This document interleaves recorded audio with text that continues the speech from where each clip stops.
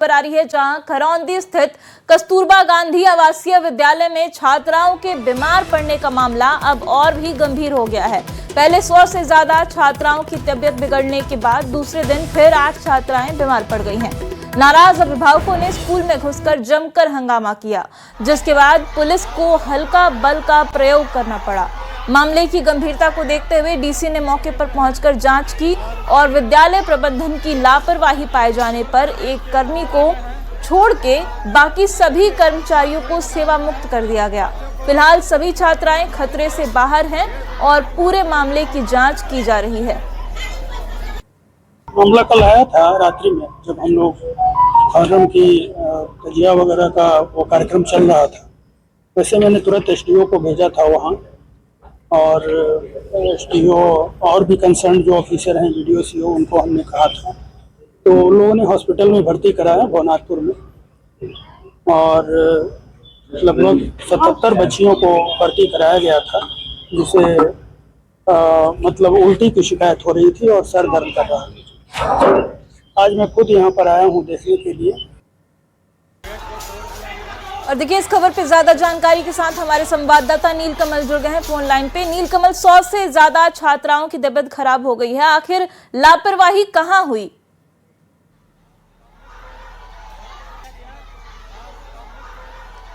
तो देखिए, 100 से ज्यादा छात्राओं की तबीयत खराब हो गई है और हम अपने संवाददाता से जुड़ने की कोशिश कर रहे हैं। हालांकि तस्वीरें आपको स्क्रीन पर दिखा रहे हैं किस तरीके से जो गेट है, ग्रिल का गेट लगा हुआ है, उसे तोड़कर अभिभावक विद्यालय परिसर में घुस जाते हैं और फिर हंगामा करते हैं। और देखिए, नीलकमल से एक बार फिर से जुड़ने की कोशिश करेंगे। नीलकमल, कैसे ये लापरवाही हुई है? 100 से ज्यादा छात्राएं जो हैं वो बीमार पड़ गई हैं एक ही स्कूल की। देखिए, आपको बता दूं कि ये पूरी तरह से प्रबंधन और विद्यालय के जो शिक्षिका हैं उनकी ये बड़ी लापरवाही है, जिसका खामियाजा छात्राओं को भुगतना पड़ रहा है।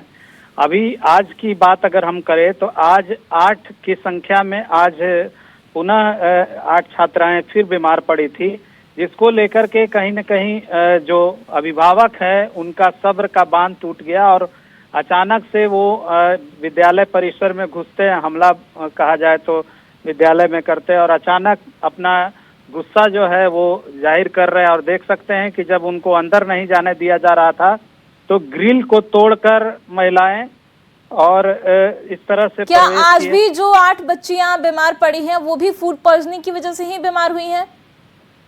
जी बिल्कुल, चूंकि रात से ही कुछ सिम्टम उनके अंदर था, लेकिन वो थोड़ा सामान्य थी, इसलिए ज़्यादा परेशानी नहीं थी। लेकिन आज जब वो उनकी तबीयत जब बिगड़ने लगी तब उन्हें भी अस्पताल भेजा गया था, और इसी बात को लेकर के जो परिजन उनके पहुंचे वो नाराजगी जाहिर कर रहे हैं। हालांकि गढ़वा डीसी भी इस मामले को गंभीरता से लेते हुए सभी विद्यालय से जुड़े जो भी टीचर हैं या प्रबंधन के लोग हैं सभी को बर्खास्त किया गया है। ये एक बड़ी कार्रवाई है डीसी ने करा है, और उसके बाद एक जांच टीम का गठन प्रशासनिक तौर पे किया गया है कि आखिर लापरवाही कैसे हुई, क्या हुआ।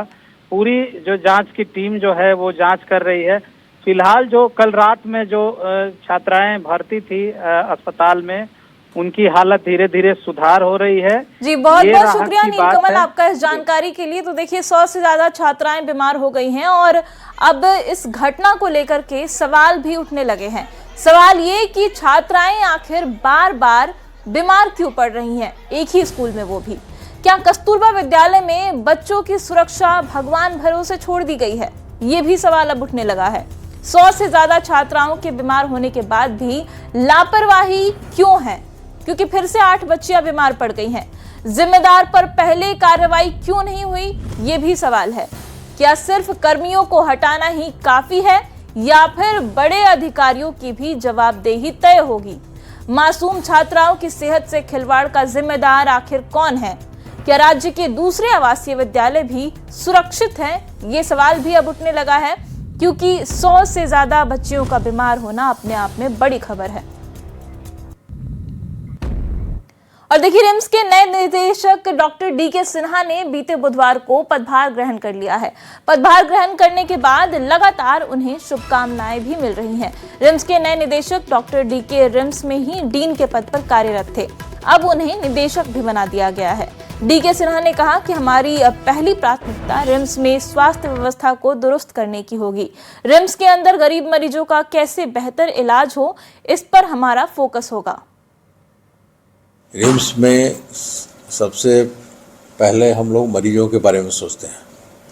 यहाँ आने वाले मरीज, जो बहुत सारे मरीज, ज़्यादातर मरीज जो गरीब तबके से आते हैं, उनकी भी एक आशा रहती है कि यहाँ पर जाएंगे तो अच्छे से ठीक होकर आएंगे, दिक्कत नहीं होगी, तो उनको कोई परेशानी नहीं हो, उनका ठीक से इलाज हो, इसकी प्राथमिकता दी जाएगी। दूसरी बात रही यहाँ टीचिंग और ट्रेनिंग का, क्योंकि हॉस्पिटल है, मेडिकल कॉलेज है, डेंटल कॉलेज है, नर्सिंग कॉलेज है, पैरामेडिकल कॉलेज है, इस सारे ट्रेनिंग को अच्छे से देने के लिए जितने भी मैन पावर की ज़रूरत होगी, फैकल्टी की ज़रूरत होगी, उसको ध्यान में रखा जाएगा, उसको बढ़ाया जाएगा।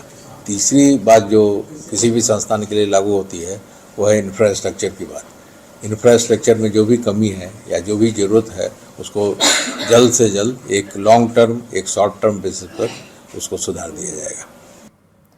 और देखिए, बंगाल से लेकर महाराष्ट्र तक राजनीति में आए सियासी भूचाल के बाद अब झारखंड में भी राजनीतिक बयानबाजी तेज हो गई है।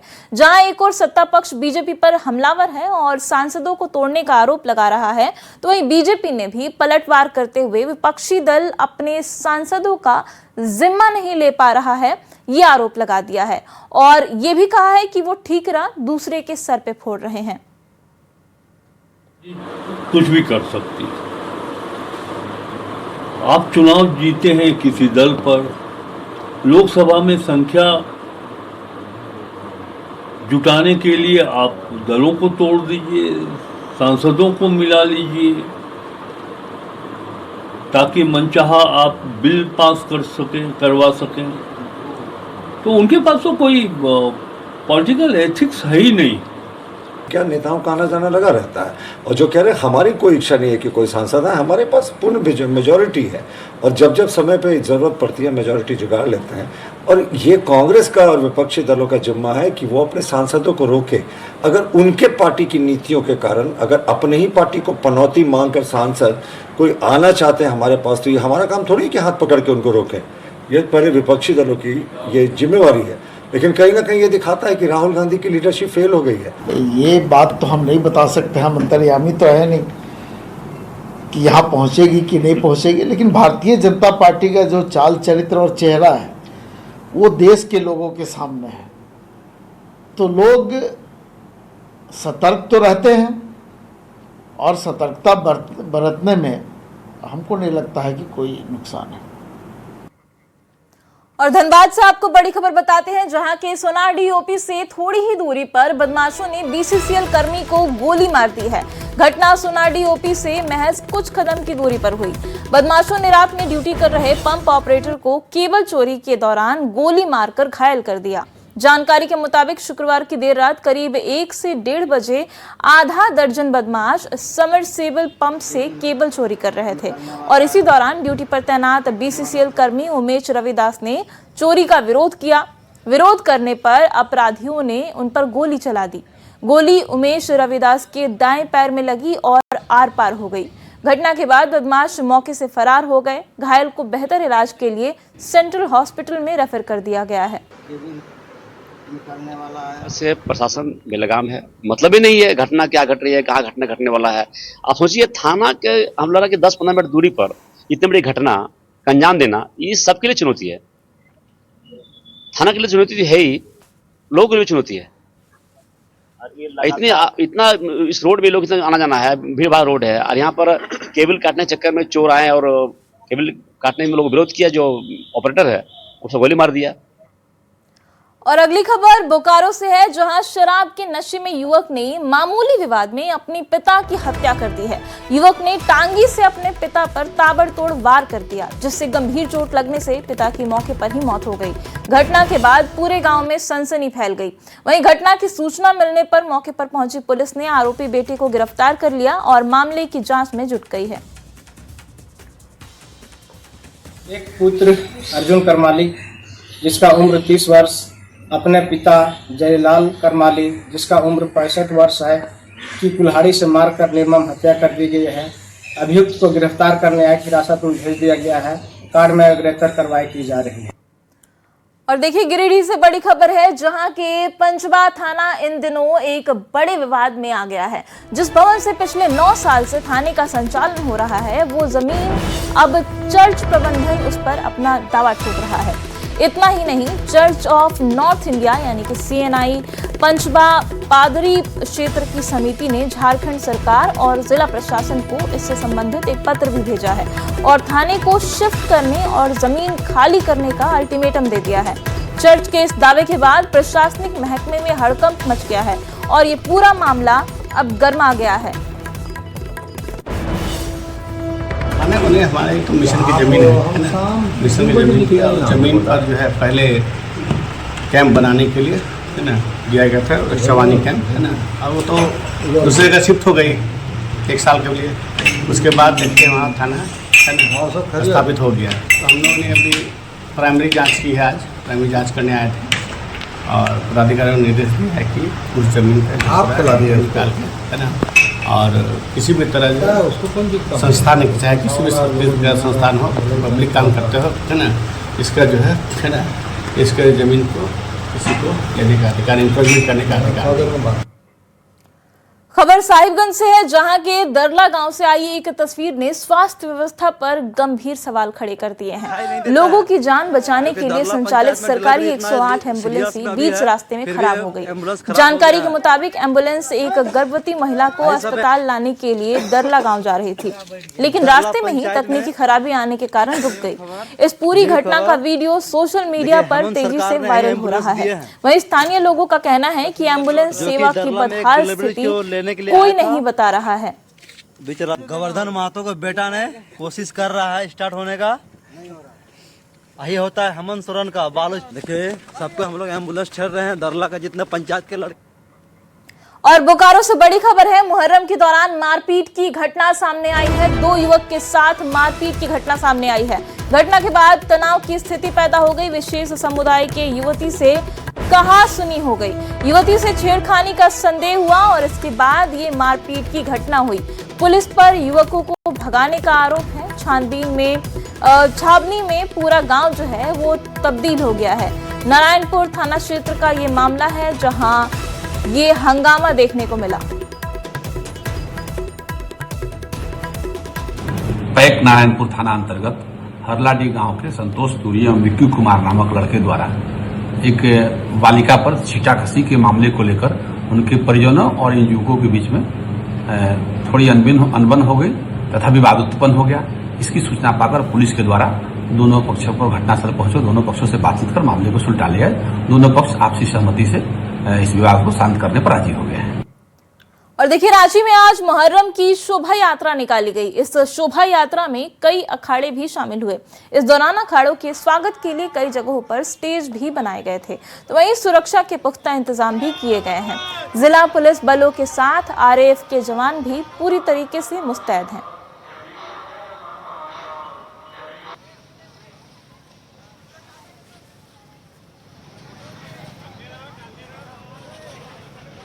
मद्देनजर आज मुहर्रम की शोभा यात्रा राजधानी रांची के मेन रोड इलाके में निकलने वाली है। तमाम जुलूस और अखाड़े के लोग जो हैं वो यहाँ पर पहुँचेंगे। इसे देखते हुए मेन रोड में जो जबरदस्त तैयारियां हैं वो की गई है। तो साथ ही बता दें कि जगह जगह इस तरह के जो स्वागत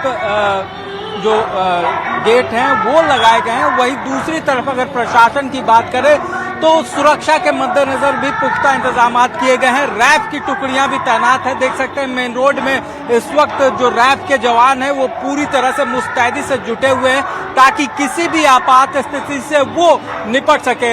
हर तरह के इक्विपमेंट्स हैं, जो आंसू गैस के गोले हैं वो भी मौजूद हैं ताकि अगर कोई भी आपात स्थिति उत्पन्न होती है तो उससे निपटा जा सके। वज्र वाहन के साथ साथ पूरी बटालियन जो है, पूरे जवान जो हैं वो इस वक्त मेन रोड इलाके में पूरी तरह से तैनात है।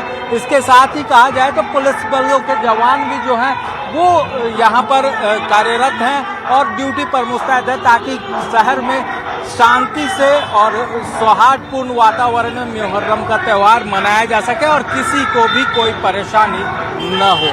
कैमरामैन प्रभाकर के साथ ओम प्रकाश, न्यूज़ 18 रांची। और देखिए 30 जून को झारखंड में हूल दिवस मनाया जाएगा और इसको लेकर प्रदेश महामंत्री अमर बाउरी ने झारखंड के लिए ये बहुत महत्वपूर्ण दिन है ऐसा कहा है। सन 1855 में 30 जून को ही झारखंड के जनजातीय समुदाय द्वारा हूल क्रांति के अमर शहीद महानायक सिदो कान्हू के नेतृत्व में अंग्रेजी सत्ता के खिलाफ विद्रोह का बिगुल फूंका गया था। चांद भैरव फूलो झानो ने भी इसी आंदोलन में अग्रणी भूमिका निभाई थी। दमन और शोषण को लेकर उलगुलान का आदिवासियों का इतिहास आजादी की लड़ाई से पहले का है। माननीय अध्यक्ष जी के निर्देशानुसार भोगना टीम में एक सफल और भव्य कार्यक्रम के आयोजन के लिए कमेटी बनी है। वहीं सभी जिले के माध्यम से मंडलों में हूल दिवस का कार्यक्रम भव्य और उत्साह के साथ मनाया जाए, ऐसी तैयारी 595 मंडलों में भी हो रही है। नीचे तक बूथों में भी जहाँ जहाँ हमारा बड़ा सामाजिक गांव है संतालों का या अन्य हमारे जनजातीय गांव हैं, वहाँ इसको हम लोग मनाने का काम कर रहे हैं। जेएमएम इस बार हूल दिवस के मौके पर सभी प्रखंडों में हूल दिवस मनाने की तैयारी कर रही है। बीजेपी के हूल दिवस समारोह पर जेएमएम ने कहा है कि बीजेपी इसको इवेंट की तरह मनाती है। बीजेपी हूल दिवस भी नफा नुकसान देखकर मना रही है। जहां तक हूल दिवस की बात है, जेएमएम दिल से इस दिवस को मनाता है। देखिए, भारतीय जनता पार्टी तो कार्यक्रम को इवेंट के तरह मनाती है। उनमें उनकी क्या भावना रहती है, क्या नफा नुकसान उनको होगा, इन सभी विषयों का ध्यान भारतीय जनता पार्टी रखती है और इसीलिए इस दिशा में वो आगे कदम बढ़ा रही है। लेकिन झारखंड मुक्ति मोर्चा, झारखंड के लोग दिल से इस दिवस को याद करते हैं, इस दिवस को मनाते हैं। बरसात आते ही रेलवे ट्रैक पर जल जमाव और ट्रेनों की रफ्तार थमने की समस्या आम हो जाती है, लेकिन इस बार रेलवे ने पहले से ही इसकी तैयारी कर ली है। कोल्हान के रेलवे स्टेशनों पर पटरियों के किनारे ड्रेनेज सिस्टम को मजबूत किया जा रहा है ताकि बारिश का पानी ट्रैक पर जमा ना हो और ट्रेनों का परिचालन बिना किसी बाधा के जारी रहे। साल हमने करीब 2.5 करोड़ का ड्रेनेज का काम पूरा किया है, जिससे कि मतलब ये बेसिकली अभी शॉर्ट टर्म के लिए था। 2.5 करोड़ के ड्रेनेज का काम पूरा किया है, प्लस एक वर्क हम टाटा नगर के पूरे यार्ड के ड्रेनेज इंप्रूवमेंट के लिए करीब 32 करोड़ का वर्क कर रहे हैं, जिससे कि पूरा इससे वो मतलब परमानेंट इलाज है। अभी टेम्परेरी इलाज में 2.5 करोड़ का काम हमने टाटा नगर किया है। इसी तरह के काम हमने बाकी यार्डों में कर रहे हैं ड्रेनेज इंप्रूवमेंट के लिए, जिससे कि इस तरह की वाटर लॉगिंग। सावन महापर्व की तैयारियों के बीच देवघर नगर निगम की बड़ी लापरवाही सामने आई है। पंडित शिवराम झा चौक से बाबा बैद्यनाथ मंदिर जाने वाले मुख्य मार्ग पर नाले का पानी सड़क पर बह रहा है, जिससे श्रद्धालुओं और स्थानीय लोगों को भारी परेशानियों का सामना करना पड़ रहा है। आरोप है कि विशेष सफाई अभियान के दौरान निगम कर्मियों की लापरवाही से जलापूर्ति पाइप क्षतिग्रस्त हो गया, जिसके बाद लगातार पानी बह रहा है और पूरा मार्ग जल जमाव और कीचड़ से भर गया है। रोड बसंती मंडप के पास निगम के द्वारा विशेष सफाई अभियान कराया गया है। वो सफाई अभियान दिख रहा है।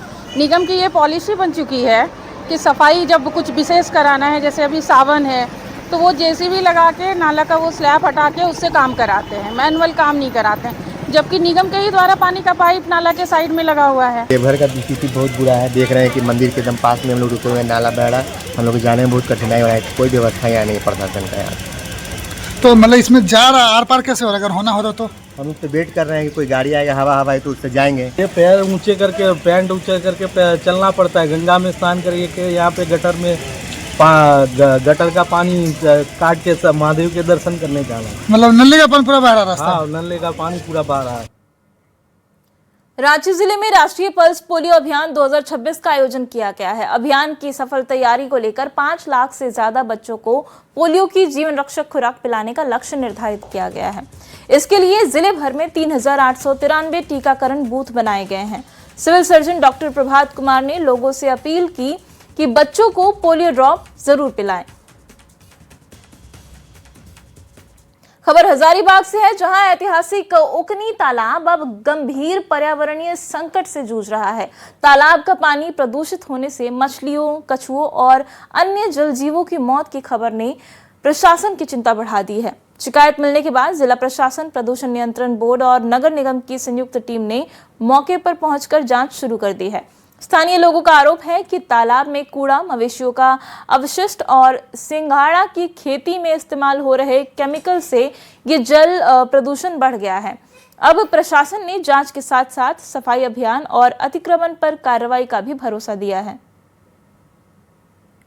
उकनी के स्वच्छता की लड़ाई लड़ रहा है। जब काफी सारी मछलियां मर गई तो हम लोगों ने एक बार फिर शिकायत की कि मछलियां मर रही है, कछुआ मर रहा है, आप लोग कोई ध्यान नहीं दे रहे हैं। जबकि एनजीटी का आदेश था कि इसको बचाया जाए, इसका संरक्षण किया जाए। अभी हमारे पूरी टीम हम यहाँ आए थे और जो यहाँ सिंघाड़ा लगा रहे हैं, हमने जवाबदेही तय की कि अगर आप यहाँ से आर्थिक लाभ ले रहे हैं तो आपका जिम्मा है कि तालाब की सफाई भी आपकी करनी है। तो नगर निगम जब यहाँ औचक निरीक्षण करने आई तो देखिए कि कुछ मछली मरी हुई अवस्था में है, साथ ही यहाँ कचरा काफी बड़ी अवस्था फेंका गया हुआ है, तो उसके हम लोग साफ सफाई करवाने का डायरेक्शन दिया गया है। साथ ही इंक्रोचमेंट को फ्री हम लोग करवा रहे हैं ताकि आगे समय में कभी अतिक्रमण ना हो। और नगर निगम द्वारा यहाँ ब्लीचिंग का छिड़काव भी किया जा रहा है। थोड़ा साफ सफाई किया जा रहा है नगर निगम की तरफ से, अवेयरनेस थोड़ा फैलाया जा रहा है, आम लोगों को देख रेख अपना करे ढंग से ताकि सब सुरक्षित रहे। जांच कुछ कीजिएगा सर, इस बारे में देख लेते हैं, सभी लोग मिलके हम लोग करेंगे, सारे लोग तो सर लोग हैं ही।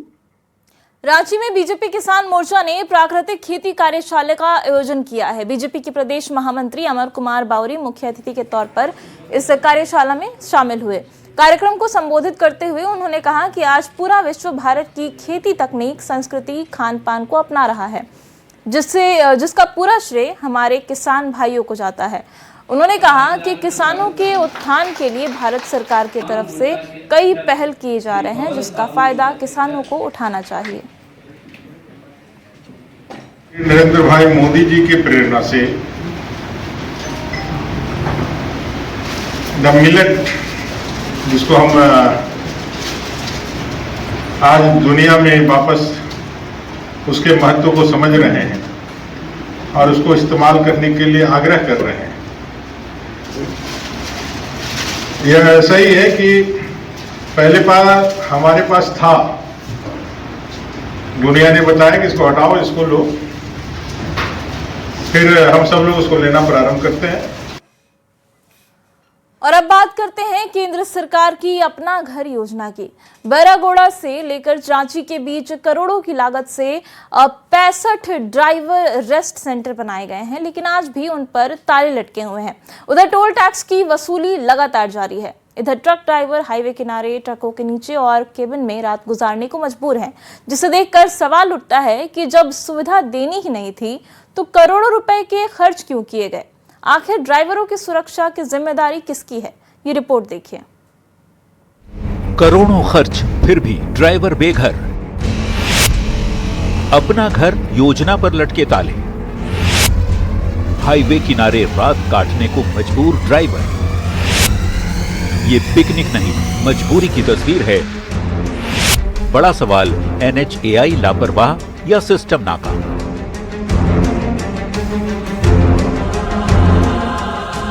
जान जोखिम में डालकर ट्रक के नीचे खाना बना रहे हैं ड्राइवर। पहली नजर में आपको लग सकता है कि ये लोग सफर का आनंद ले रहे हैं, लेकिन सच्चाई इससे बिल्कुल अलग है। ये उन ट्रक ड्राइवरों की मजबूरी है जिन्हें करोड़ों रुपए खर्च कर बनाए गए ड्राइवर रेस्ट सेंटर बंद होने की वजह से सड़क किनारे ही खाना बनाना, आराम फरमाना और रात तक गुजारनी पड़ रही है। ये तस्वीरें झारखंड की लाइफलाइन NH-33 की है, लेकिन इन तस्वीरों में सबसे बड़ा सवाल छिपा है करोड़ों रुपए खर्च कर बनाए गए अपना घर ड्राइवर रेस्ट सेंटर, लेकिन हर सेंटर पर ताला लटका है। बहरागोड़ा से रांची तक करीब 65 रेस्ट सेंटर तैयार हैं, मगर सालों बाद भी इनमें एक भी ड्राइवर आराम नहीं कर पा रहा। योजना का मकसद था लंबी दूरी तय करने वाले ट्रक चालकों को सुरक्षित ठहरने, शौचालय, स्नान और आराम की सुविधा मिले, लेकिन जमीनी हकीकत यह है कि ड्राइवर आज भी ट्रकों के केबिन, ढाबों या फिर सड़क किनारे रात गुजारने को मजबूर है। हाँ, गाड़ी नीचे बनाते खाते हैं, बंद रहता है। हाँ, रूम बंद रहता है, आते या जाते एनी टाइम बंद रहता है।